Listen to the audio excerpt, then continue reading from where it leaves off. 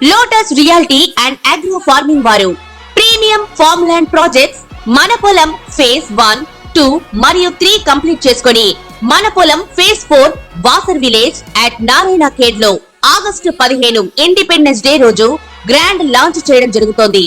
Launching మరియు independence day సందర్భంగా 5 guntas land out rate లో బుక్ చేసుకున్న వారికి 1,50,000 రూపాయల డిస్కౌంట్ తో పాటు 2 గ్రాముల గోల్డ్ ఫ్రీగా ఇస్తున్నారు. పూర్తి వివరాలకు సంప్రదించండి. సర్వమంగళ మాంగళ్యే శివే సర్వార్థ సాధకే శరణ్యే త్రయంబకీ దేవి నారాయణీ నమోస్తుతే. ఓం గం గణపతియే నమః. ఓం శ్రీ గురుభ్యో నమః. సెప్టెంబర్ మాసం బహుళ చతుర్దశి ఆదివారం 1వ తారీఖున వస్తుంది. సెప్టెంబర్ 1వ తారీఖు నాడు బహుళ చతుర్దశి ఆదివారం. ఆ రోజు నక్షత్రం ఆశ్లేష నక్షత్రం. అలాగే పరిగ యోగము విష్టికరణం. పరిగ యోగము విష్టికరణం.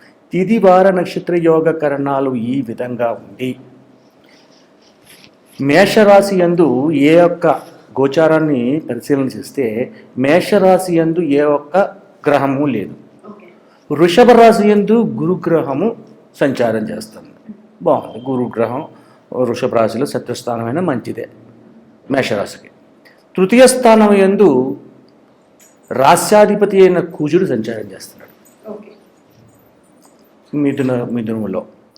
అలాగే కర్కాటక రాశి యందు చంద్ర బుధులు సంచారం జరుగుతుంది. అలాగే సింహరాశి యందు రవి సంచారం జరుగుతుంది. ఆ రాశికి అధిపతే రవి కాబట్టి రవి సంచారం జరుగుతుంది. అలాగే కన్యరాశి వచ్చేసరికి మామూలుగా శుక్రకేతువులు సంచారం చేస్తున్నారు. వీళ్ళిద్దరూ శత్రువులే. శుక్రకేతువులు సంచారం చేస్తున్నారు.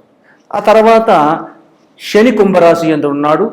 మీనము యందు రాహు ఉన్నాడు. గ్రహచార విధానం ఈ రకంగా ఉంది. ఈ విధంగా చూసుకుంటే మేషరాశి వారికి ఇప్పటి వరకు కూడా మంచి ఫలితాలు చెప్పుకుంటూ వచ్చాం.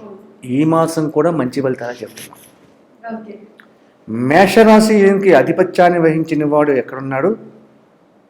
మిథున రాశిలో ఉన్నాడు. అది బుధ స్థానం. అంటే ఈ యొక్క మేషరాశి మొట్టమొదటిగా చెప్పబడేదే విద్యార్థుల గురించి చెప్తున్నాను నేను. వీళ్ళు మేషరాశి వారు పోలీసు రంగం కానీ, IAS, IPS, lawyer, doctor, military ఇటువంటి చదువులు చదవాలనుకున్న విద్యార్థులు ఎవరైతే ఉన్నారో ఆ రంగము యందు ఆధిక్యత పెడితే సంపూర్ణమైన శుభ ఫలితాన్ని పొందగలుగుతారు. ఎందుకని? కుజుడు ధరణీ గర్భ సంభూతుడు, అంటే భూమాత కుమారుడు. ఈ ఎన్నటికి అధిపతి అయిన విద్యకు కూడా అధిపతి అయ్యాడు. కానీ విద్య ఆధిపత్యాన్ని వహించేటువంటి మిథున రాశికి అధిపతి అయినాడు బుధుడు. ఆ బుధ క్షేత్రమైన మిథున రాశిలో ఉన్నాడు ఆయన. కాబట్టి ఒక డాక్టర్స్కి మంచి హెల్ప్ అవుతుంది. మేషరాశిలో ఉన్నటువంటి వారి యొక్క డాక్టర్స్ ఉన్నారు, వాళ్ళు సక్సెస్. ఐఏఎస్ ఆఫీసర్స్ ఉన్నారు, వాళ్ళు సక్సెస్. ఐపీఎస్ ఉన్నారు, వాళ్ళు సక్సెస్. ఇంకా ప్రమోషన్స్ అయ్యి పొందుతారు. అలాగే ఇంకా అత్యధికమైన పోలీసు రంగంలోని ఐపీఎస్ఏ కాకుండా పోలీసు రంగం చిన్న చిన్న అధికారులకు కూడా పెద్దగా ప్రమోషన్స్ వచ్చే అవకాశాలు ఎక్కువగా ఉన్నాయి. విద్యార్థులు ఇటువంటి విధానంలో ఎదరికి వెళితే ఫెయిల్యూర్ అనేది లేదు, ఎక్కడ రాదు. అటువంటి శుభయోగాన్ని విద్యార్థులకు ఇటువంటి ఉద్యోగ రంగంలో, ఎటువంటి ఉద్యోగ రంగాలు నేను చెప్పినవి, ఐఏఎస్, ఐపీఎస్ లాంటి డాక్టర్స్, ఇటువంటి వారికి. ఇక ఇంజనీరింగ్ వారి దగ్గరికి వెళ్ళాలి. ఉద్యోగస్తులు అనగానే సాఫ్ట్వేర్ దగ్గరికి వెళ్ళేసరికి కొద్దిగా ఇబ్బందికరమైన స్థితి వచ్చింది. అదేంటండి ఇందరికీ బాగుంది, వాళ్ళకి ఎందుకు బాగోలేదు అనే విధానం తీసుకోవాలి. ఇక్కడ సాఫ్ట్వేర్ ఉన్న విధానాన్ని చూసుకునేసరికి కుజుని మీద ఏ గ్రహ దృష్టి ఉందా అంటే ఎవరి దృష్టి లేదు. కుజుని మీద ఎవరి దృష్టి లేదు. శత్రుతత్వ విధానంగా ఆలోచన వచ్చింది ఇక్కడ. ఈ సాఫ్ట్వేర్ జాబ్ చేసేవాళ్ళు ఎవరైనా సరే ఈ మాసంలో మొదటి 10 రోజులు 1వ తారీఖు నుంచి 10వ తారీఖు వరకు అత్యంత జాగరూకతవన్నీ ఉండాలి. ఆచితూచి మాట్లాడాలి. తొందరపాటు నిర్ణయాలు తీసుకోకూడదు. మేషరాశి అనగానే కుజుని యొక్క స్థానం కాబట్టి అధికమైన కోపం ఉంటుంది, తొందరపాటుతనం ఉంటుంది, తొందరపాటు నిర్ణయాలు తీసుకుంటారు. ఇటువంటివన్నీ ఎప్పుడైతే తీసుకున్నారో ఏ వ్యక్తి అయినా సరే తొందరపాటు నిర్ణయం తీసుకుంటే అది అపజయానికి దారితీస్తుంది. అయితే ఈ 10 రోజులు కూడా ఈ యొక్క సాఫ్ట్వేర్స్ రంగంలో ఉన్నవారు ఎవరో ఈ యొక్క ఇంజనీర్స్ అని వీళ్ళని వాళ్ళని చాలా జాగ్రత్తగా ఉండాలి. అంటే ఉద్యోగాన్ని కోల్పోయేటువంటి అవకాశం రావడానికి కూడా సిద్ధం ఉన్నారు. అధికారి దగ్గర మనకి జీతం ఇచ్చి పెంచే అధికారి దగ్గర వినయ విధేయతలతో నమ్రతగా మాట్లాడుకుంటే వాడు సభాసన అబ్బాయి అంటాడు. కొద్దిగా పెడసరితనంగా మాట్లాడినా ఎవడో చిరాకు ఎక్కడో ఉన్న ఇంట్లో ఉన్న చిరాకు తీసుకొచ్చి ఈ అధికారి దగ్గర చూపించినా వాడు ఉద్యోగం తీసేస్తాడు. అటువంటి జరుగుతాయి.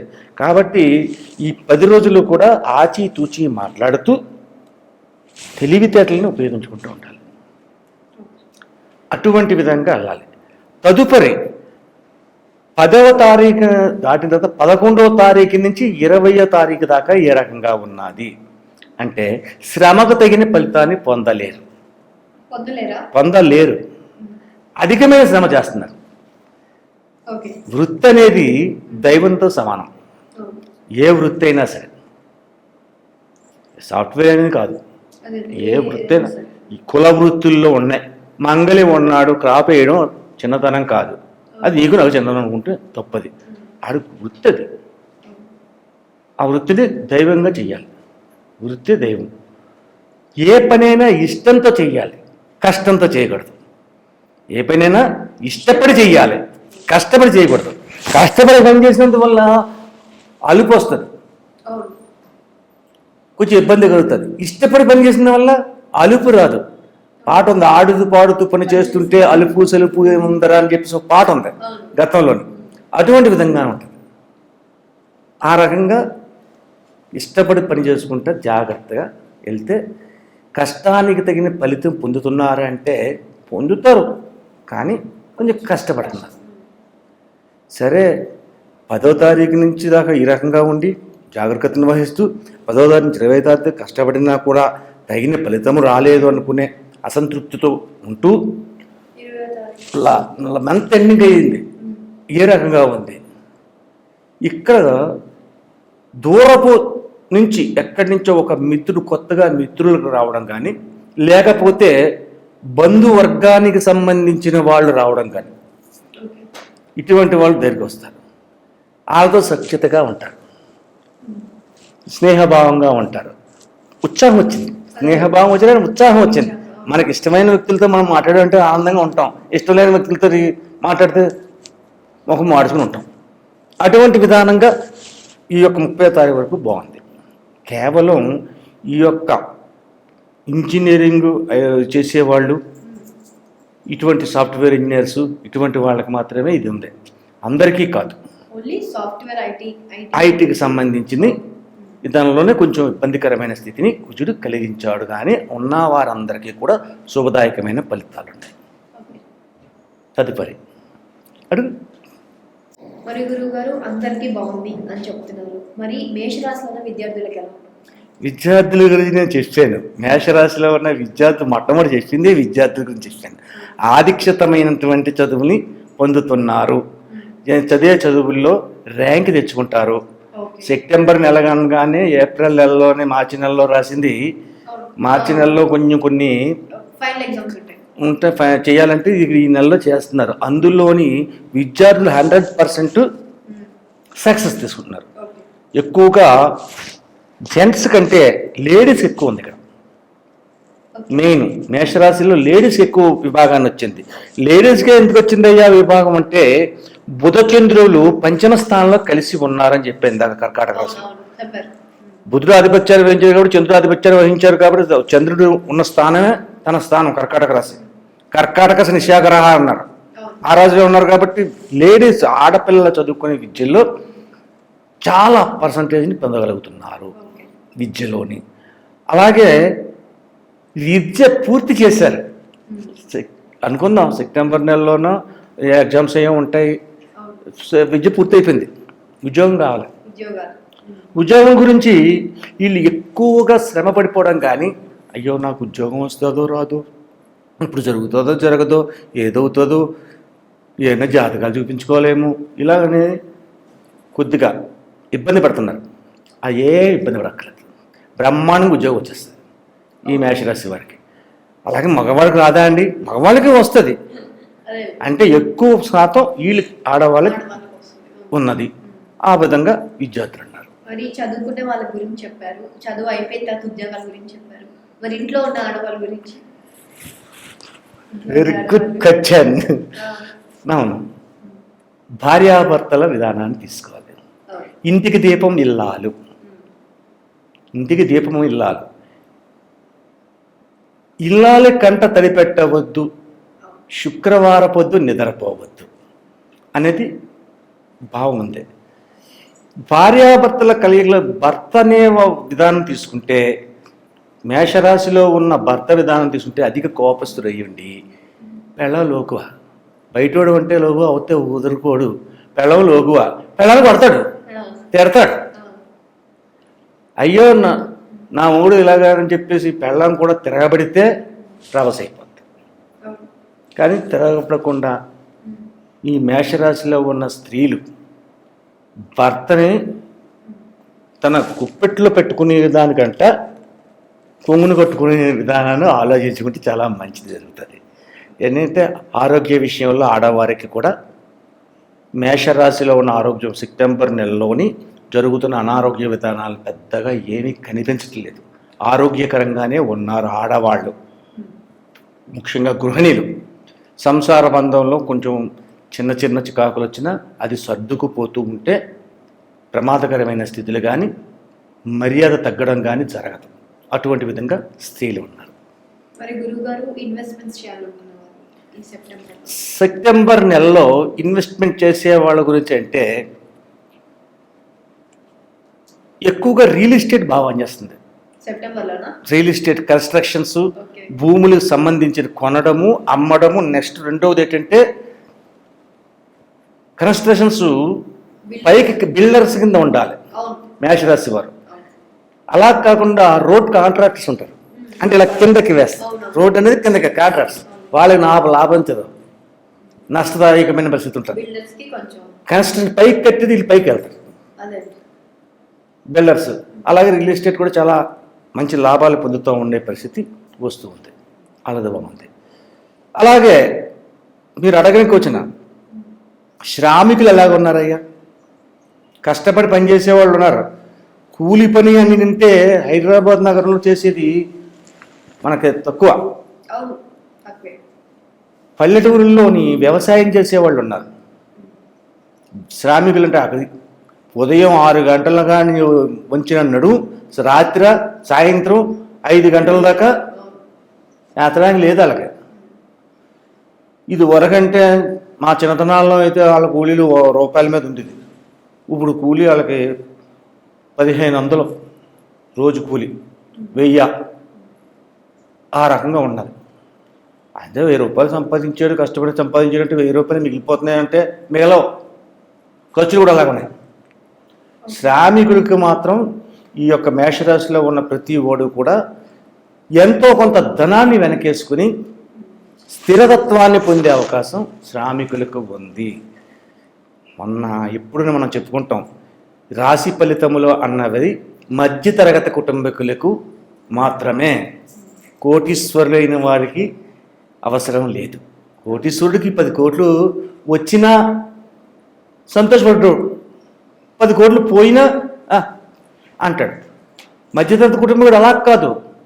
1,00,000 రూపాయలు కానీ చేతిలో 1 లక్ష 2 లక్షలు నష్టదాయకమైన పరిస్థితుల్లోకి వెళ్ళాడనుకో, మోసపోయాడు అనుకోండి, ఆడు కోలుకోవడానికి ఎంత టైం పడుతుంది తెలుసా? చాలా కాలం పడుతుంది. కాబట్టి ఈ శ్రామికులకు కూడా ఇప్పుడు విచిత్రంగా కొంచెం ఆగి ఉండే పరిస్థితి వచ్చింది. శ్రమ విధానం బాగుంది. ఓవరాల్గా చూసుకుంటే ఈ రాశి వారు అన్ని రంగాల వారికి కూడా మంచిగానే ఉంది, కానీ చెడుగా లేదు.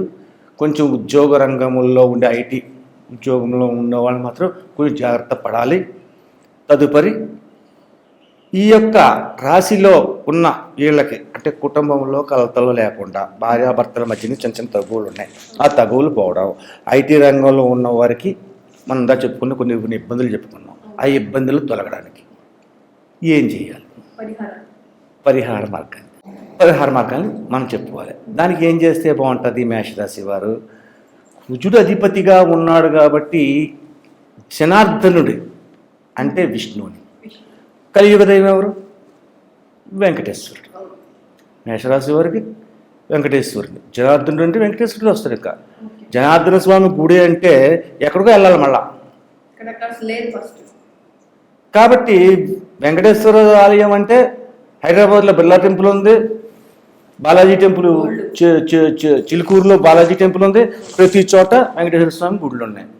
మన ఇంటికి దగ్గరలో ఉన్న గుడి అంతే, ఆ గుడికే వెళ్ళాలండి, పలానా దగ్గరికి వెళ్ళాలని, చిలుకూరే వెళ్ళాలండి అని అంటారు. ఇందు కలడందు లేడని సందేహము ఉలదు చక్రి, ఎందెందు వెతికిన అందందు కలడు సర్వంతర్యామి అతడు. ఎవరిలో లేడు? నీలో లేడా, నాలో లేడా, ఇక్కడ లేడా, అక్కడ లేడా, అనే దిక్కులో ఉన్నాడు. ఏ గుడి దగ్గరికి వెళ్ళినా ఒకటే. గుడి ఆలయము అనేది ఏంటి? మనని స్థిమితపరిచేది. ఆ ఆలయానికి వెళ్ళాలి. సరే, ఆలయానికి వెంకటేశ్వర స్వామి ఆలయానికి వెళ్ళారు. ఏం చెయ్యాలండి? శుభ్రంగా కొంత తులసి ఆకులు పట్టుకెళ్ళండి. ఒక గుప్పుడు 2 గుప్పుట్లో తులసి ఆకులు పట్టుకెళ్ళండి. పట్టుకెళ్ళిన తర్వాత అష్టోత్తర పూజ, కొబ్బరికాయ, అరటిపళ్ళు, మామూలు అన్ని పట్టుకెళ్తారు. అష్టోత్తర పూజ చేయమని 10 నిమిషాలు 20 నిమిషాలు అయిపోతుంది. ఆ తదుపరి మధ్యాహ్నం భోజనం శాకాహార భోజనం శనివారం నాడు ఉదయాన్నే చేశారు. మధ్యాహ్నం శాకాహార భోజనం. మధ్యాహ్నం నిద్రపోకూడదు. వీళ్ళు మెలకుగా ఉండి విష్ణు సహస్రనామ పారాయణ చెయ్యొద్దు. వినండి. ఎందుకంటే చాలామంది చేస్తారు, పర్వాలేదు, వాళ్ళకి వచ్చు కాబట్టి. చదవడం రావడం వస్తే కొంచెం ఒత్తులు తప్పు వస్తే అర్థాలు మారిపోతాయి. లక్ష్మి అన్న దాని దగ్గర లక్ష్మి ఆవాహయామి అన్న దగ్గర ఊపిరి తీసుకో, లక్ష్మి ఆవాహయామి అంటే ఏమైంది? ఈ ఊపిరి తీసుకో, అలక్ష్మిని కాకేస్తున్నాను. కాబట్టి వినడం బెస్ట్. విష్ణు సహస్రనామం ఉండ అయిపోయిందా? అవ్వలేదు. ఇంకా పిండితోటి, వరి పిండితోటి చిన్న ప్రమిదలుగా 9 ప్రమిదలు చేయండి. పువ్వొత్తుని ఉంటుంది, కాడతోటి పువ్వొత్తుతోటి ఉంటుంది. ఆ పువ్వొత్తుల్ని 9 ఒత్తుల్ని సమకూర్చుకోండి. ఆవు నెయ్యి, విప్ప నూనె అని అమ్ముతారు. విప్ప నూనె అంటే పూజా స్టోర్లో పెడితే ఇస్తారు. విప్ప నూనె, ఆవు నెయ్యి ఈ పట్టుకెళ్ళండి. ఎక్కడికి వెళ్ళాలయ్యా? శివాలయానికి వెళ్ళాలి. సాయం సంధ్యా సమయంలో, సాయం చంద్రోదయం అయిన తర్వాత శివాలయంలోకి వెళ్ళి శివాలయంలోని శివుని నమస్కరించుకుని పూజించుకుని ఆ తర్వాత శివాలయం దగ్గర ఒక చెట్టు దగ్గర, ఏదో చెట్లు ఉంటాయి కదా, వృక్షాలు, ఏదో చెట్టు దగ్గర శుభ్రం కింద క్లీన్ చేసుకుని పిండితోటి అష్టదళ పద్మం వేయండి. అంటే అష్టదళ పద్మం వేసినప్పుడు ఏమైందంటే 8 రేఖలు చుట్టూ వచ్చాయి. 8 వాటిల్లో 8 దీపం చేసాం కదా, పిండి దీపము. ఆ దీపాన్ని పెట్టండి. ఆ మధ్యలో ఇంకో దీపం పెట్టండి. 9 రౌండ్ వచ్చేట్లేదు. ఆ తర్వాత అక్కడ శివాలయం దగ్గర ఉదయం చిన్న వెంకటేశ్వర స్వామి పొడుగు పట్టుకెళ్ళండి. అక్కడ పెట్టండి ఆ దీపాలు కదా. ఆ తర్వాత శుభ్రంగా మీకు వచ్చినట్టుగా ఆ వెంకటేశ్వర స్వామి పూజ చేయండి.